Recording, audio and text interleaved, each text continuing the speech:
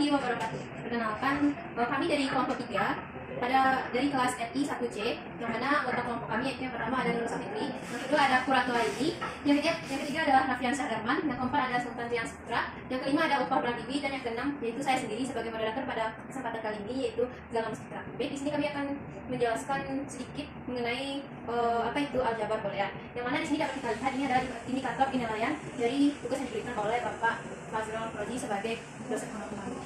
Selanjutnya, materi yang pertama akan dijelaskan oleh Sultan Rian Saputra. Baiklah, di sini saya akan menjelaskan tentang aljabar boolean. Aljabar boolean merupakan salah satu pembahasan di matematika. Digunakan untuk mengolah dan memproses informasi binary.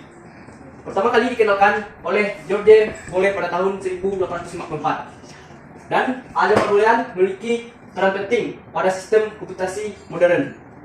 Pada modul ini akan dilihat bagaimana hubungan antara gerbang logika secara sirkuit digital sederhana.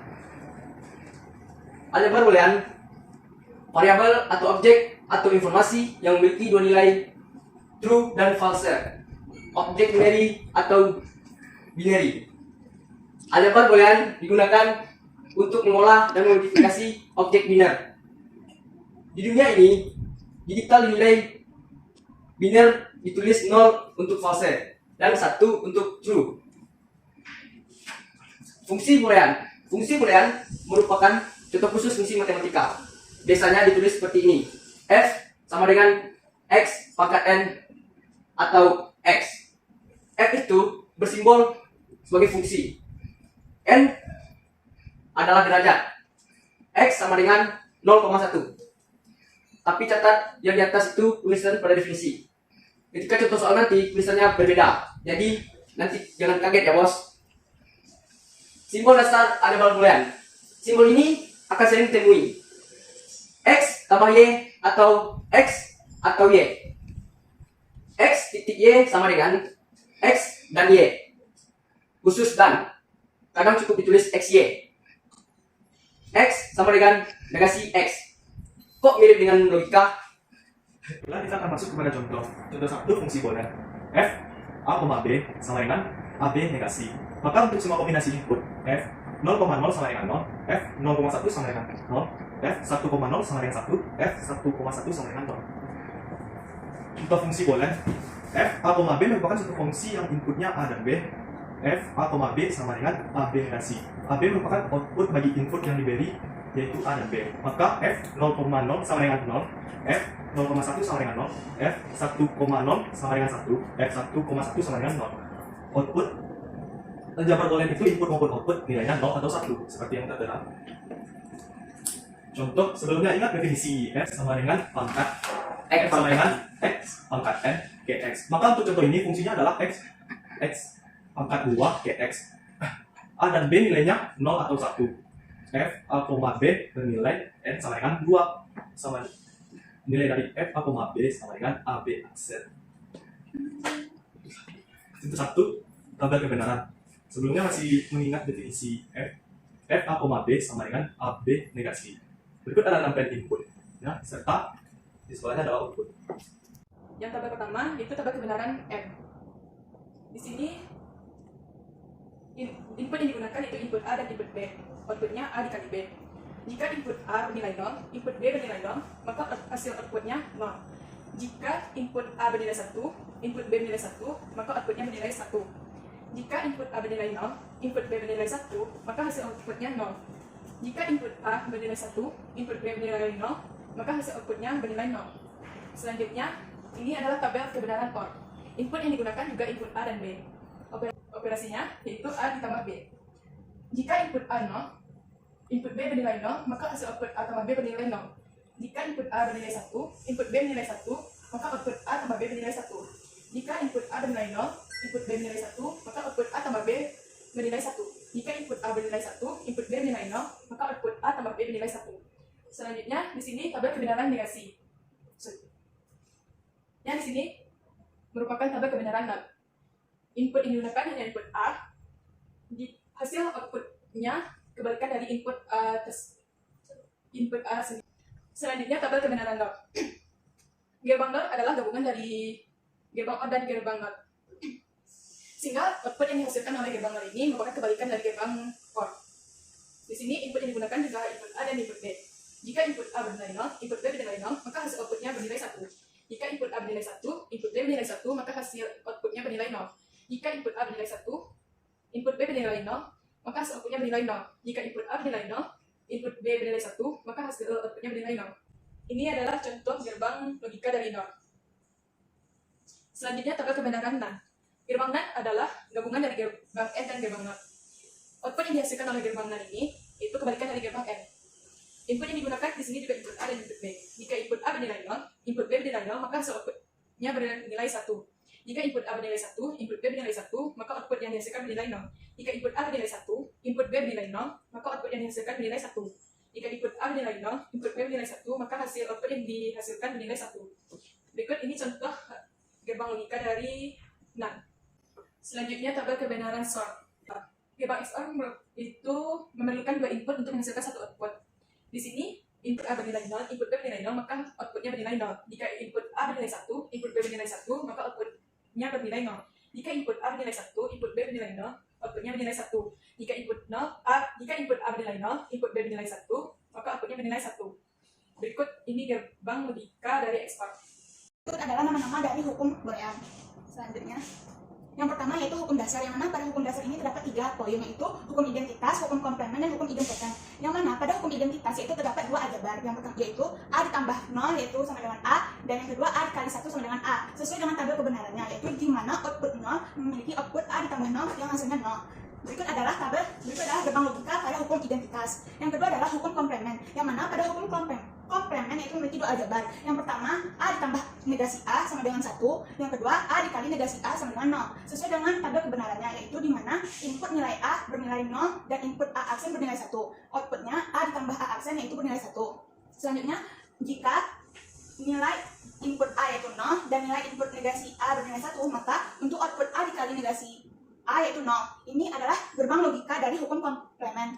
Selanjutnya adalah hukum idempoten, yang mana pada hukum ini memiliki 2 aljabar, yaitu A ditambah A sama dengan A, yang kedua A dikali A sama dengan A, sesuai dengan tabel kebenarannya, yaitu jika nilai input A 0, maka output A ditambah A 0.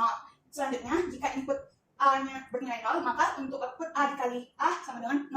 Berikut adalah gerbang logika dari hukum idempoten.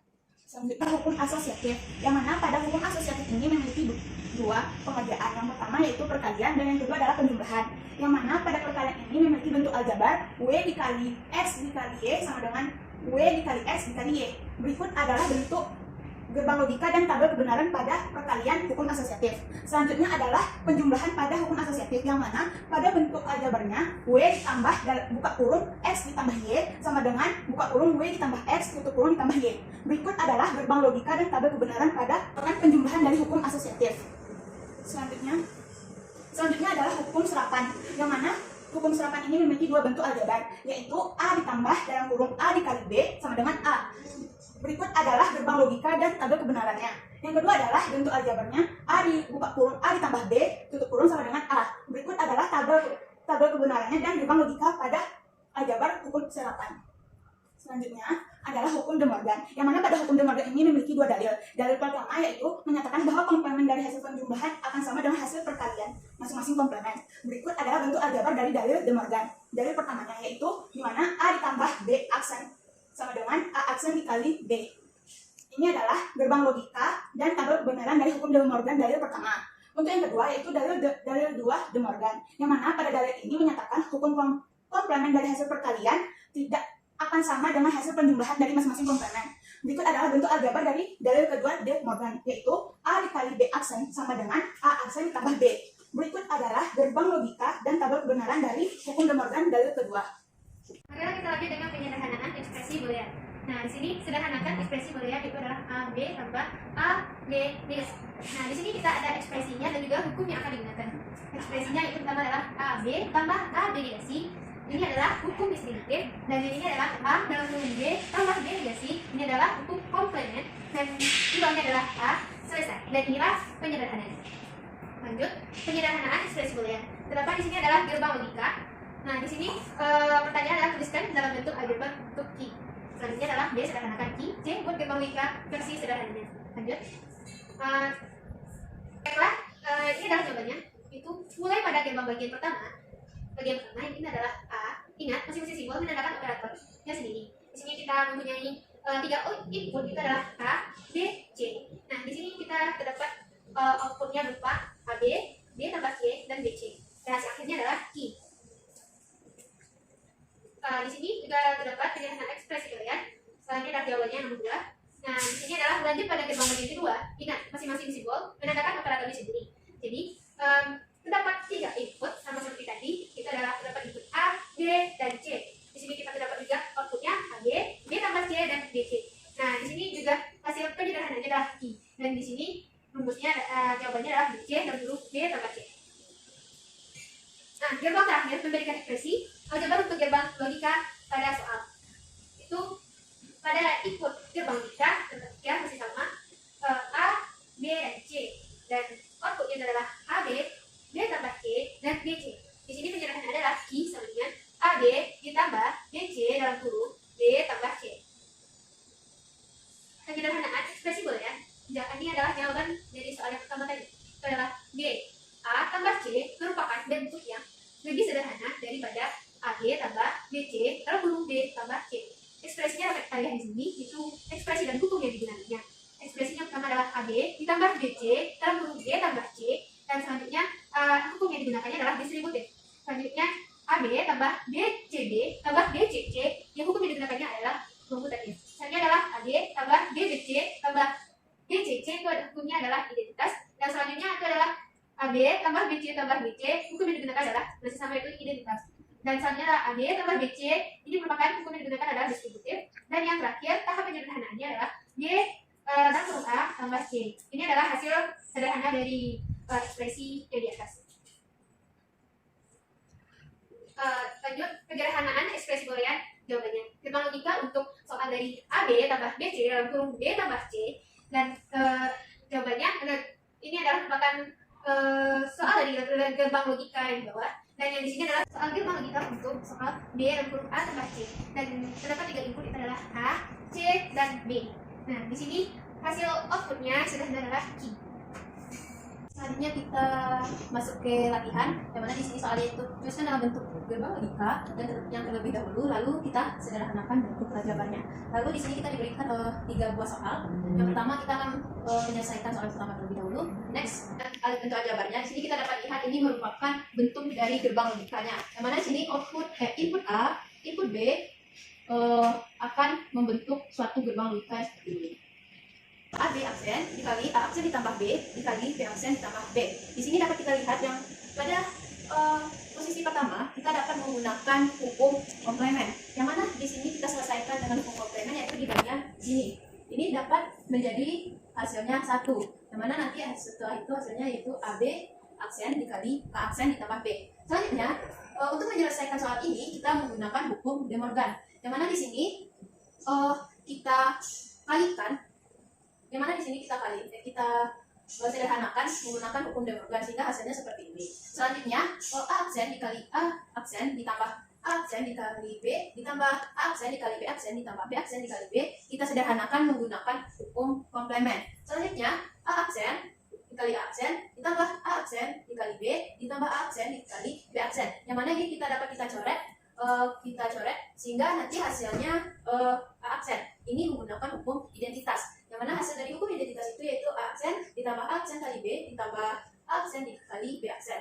Setelah itu, setelah mendapatkan rumus ini, kita menyederhanakannya menggunakan hukum distributif. Yang mana nanti hasilnya yaitu A aksen ditambah A aksen dikali dalam kurung B ditambah B aksen. Setelah itu, kita mendapatkan bentuk sederhana ini, kita dapat lagi menyederhanakannya menggunakan hukum komplemen. Yang mana kita ketahui hukum komplemen itu dapat kita coret sehingga hasilnya yaitu A aksen ditambah A aksen yaitu A aksen. Yang mana ini kita menggunakan hukum identitas. Masuk ke contoh soal, bukan contoh soal tapi latihan nomor 2. Oke, di sini soalnya yaitu A tambah C dikali A kali B ditambah A di aksen ditambah AC ditambah C. Di sini kita dapat sederhanakan sehingga hasilnya yaitu AC dikali A kali D tambah D aksen ditambah AC ditambah C. Oke, di sini kita dapat ini karena dari ini kita sederhanakan, yang mana A-nya kita keluarkan sehingga D-nya di dalam D ditambah D aksen.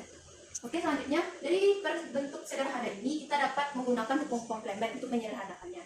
Yang mana di sini kita coret dia ditambah aksen sehingga hasilnya yaitu A kali A tambah C ditambah AC ditambah C. Baik, di sini kita dapat menggunakan hukum distributif untuk menyederhanakan bentuk persamaan, bentuk adaban yang ini. Yaitu yang mana hasilnya A kali A ditambah AC ditambah AC ditambah CC. Yang mana di sini kita dapat menggunakan hukum idempoten dalam menyederhanakan aljabar ini. Di sini kita lihat AC ditambah AC maka hasilnya AC. Yang mana di sini hasil dari penyederhanaan aljabar ini yaitu A kali A ditambah AC ditambah CC. Nah, baik, di sini setelah dapat aljabar penyederhanaannya ini kita menggunakan hukum distributif sehingga hasilnya yaitu A ditambah C dikali A ditambah C. Di sini kita dapat lihat seperti hukum sebelumnya idempoten itu jika kita terdapat suatu komponen yang sama maka dia adalah salah satu, misalnya A ditambah A maka hasilnya A. Sama halnya seperti ini, maka AC ditambah C dikali AC ditambah AC maka hasilnya AC. Maaf, ini A dikali A ya, sama dengan A. Oke, baik, ini adalah hasilnya A ditambah C. Baik, sebelum kita ke contoh soal selanjutnya, ini merupakan gerbang logika dari sini. Seharusnya tadi kita jelaskan gerbang logika terlebih dahulu baru aljabarnya, tapi mungkin saya salah ya. Oke, selanjutnya. Oke, sebelum kita masuk ke aljabarnya, kita masuk ke gerbang logikanya. Mana di sini kita seperti soal sebelumnya, di sini ada input A dan input B. Mana nanti kita menggunakan simbol-simbol yang telah kita bahas sebelumnya hingga mendapatkan gerbang logika yang seperti ini. Lalu selanjutnya kita kembali ke aljabarnya. Bentuk aljabarnya dari contoh soal nomor 3, yang mana soalnya yaitu A aksen dikali A ditambah B ditambah B ditambah A kali A dikali A ditambah B aksen. Yang mana di sini kita dapat menyelesaikan atau menyederhanakannya menggunakan hukum distributif yang pertama kalinya. Baik, sehingga mendapatkan hasil yaitu A dikali aksen ditambah A aksen dikali B ditambah ini diturunkan ke bawah.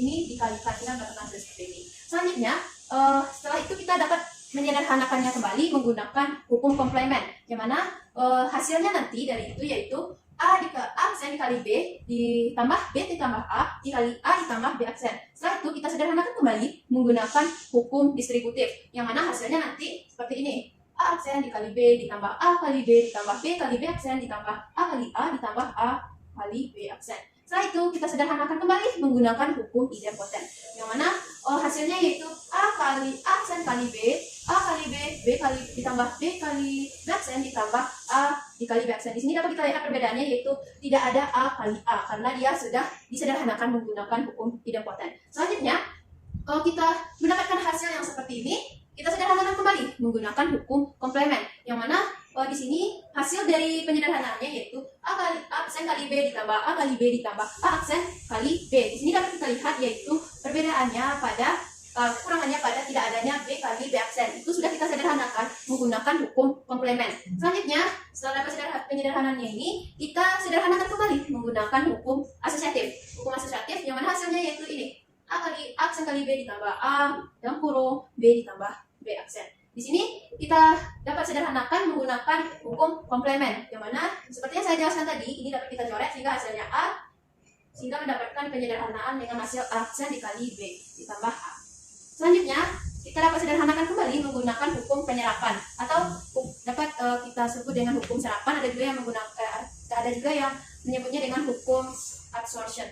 Oke, selanjutnya setelah disederhanakan mendapatkan hasil ini yaitu A ditambah A kali B ditambah A aksen dikali B. Lalu kita sederhanakan kembali menggunakan hukum asosiatif, yang mana hasil dari hukum asosiatif itu yaitu A ditambah A kali B ditambah A aksen dikali B. Maka untuk menyederhanakannya kembali menggunakan hukum distributif sehingga mendapatkan hasil yaitu A ditambah A ditambah aksen dikali B.